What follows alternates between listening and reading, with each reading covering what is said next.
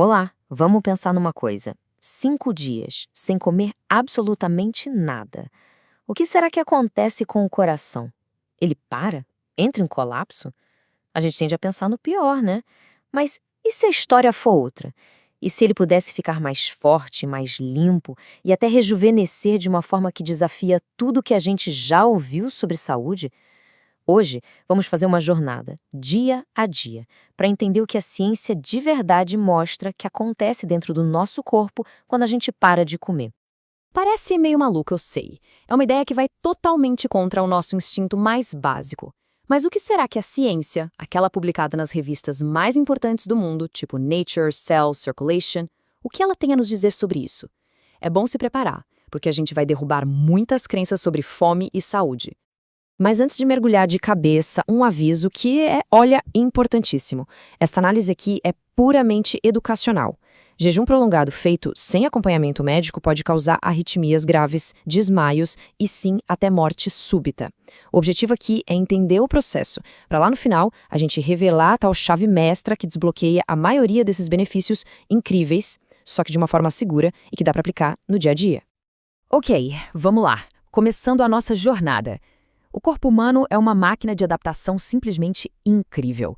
As primeiras 48 horas, então, são um período de transição fundamental, onde acontece uma troca radical de combustível lá dentro.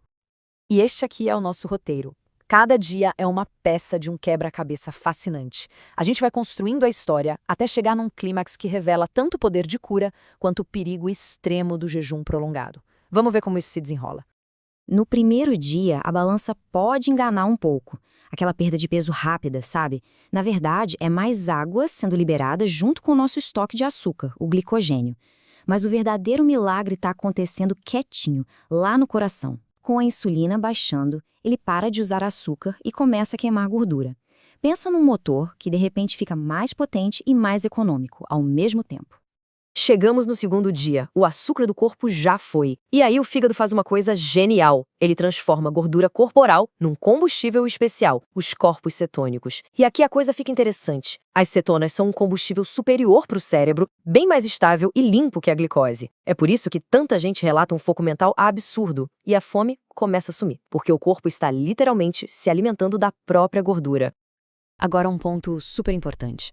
Rola muito na internet a história de que o jejum aumenta o tal do BDNF, uma proteína de crescimento cerebral. Só que a ciência mais recente, de 2023, 2024, analisando os estudos em humanos, mostra que os resultados são bem contraditórios. Alguns estudos viram aumento, outros viram diminuição e muitos não viram mudança nenhuma. Então, o mais provável é que a clareza mental venha da qualidade do combustível, as cetonas, e não necessariamente de um pico de BDNF. Bom, se o dia 2 foi sobre combustível, o dia 3 é sobre renovação. O corpo liga um mecanismo de limpeza interna tão, mas tão revolucionário que rendeu um prêmio Nobel. O nome é autofagia. Parece estranho, né? Comer a si mesmo. Mas o conceito é brilhante. Pensa que é tipo a equipe de reciclagem do corpo. As células começam a pegar proteínas velhas, organelas que não funcionam direito, todo tipo de lixo celular que se acumula. Esse lixo é desmontado e vira matéria-prima para construir células novinhas e saudáveis. É o rejuvenescimento celular na sua forma mais pura. E olha, isso não é teoria alternativa não, é ciência de ponta. Em 2016, o cientista japonês Yoshinori Ohsumi ganhou o maior prêmio da medicina por ter desvendado como esse processo, que é fundamental para a nossa saúde, realmente funciona. E o resultado prático dessa limpeza toda é impressionante. Um estudo de 2024 publicado na Nature Communications mostrou que ciclos de jejum levaram a uma redução de 2,5 anos na idade biológica dos participantes. O jejum força o corpo a reciclar glóbulos brancos velhos e aí ativa células-tronco para produzir um sistema imunológico totalmente novo. É como dar um reset na imunidade. Chegamos ao clímax da nossa jornada. Nos dias 4 e 5, os benefícios atingem o seu pico, mas aquela linha que separa a cura do perigo, ela fica extremamente fina. No quarto dia, o corpo já é uma máquina de queimar gordura. E o efeito disso na inflamação crônica é drástico. Isso aqui não são só números num gráfico.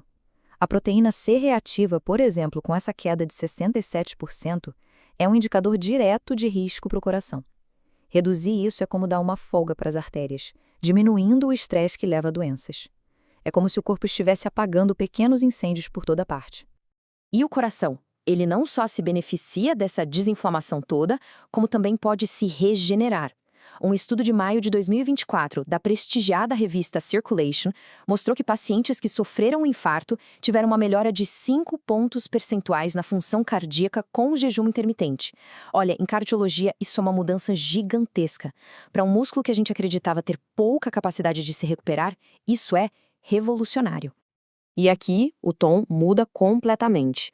No quinto dia, embora os benefícios estejam no auge, a gente entra na zona de perigo. O corpo começa a esgotar eletrólitos que são essenciais, sódio, potássio, magnésio. E não é uma perda lenta, não. É um esgotamento rápido dos minerais, que funcionam como se fossem as velas de ignição do coração. Sem eles, o ritmo elétrico do coração fica caótico, podendo levar a uma arritmia gravíssima e simplesmente parar. Então, o ponto crucial é este: o jejum prolongado não é para todo mundo. Para os grupos listados aqui, a prática pode ser fatal. O risco de hipoglicemia, de arritmias ou de quedas bruscas de pressão é muito, muito alto. Se alguém se encaixa em qualquer uma dessas categorias, é fundamental que nem tente o jejum prolongado sem uma supervisão médica rigorosa. Essa informação pode salvar vidas, por isso a clareza aqui é total. Ok, entendemos o poder e também o perigo. Então, como é que a gente faz para acessar esses benefícios incríveis sem arriscar a vida? A resposta está naquela chave mestra que a gente prometeu no início.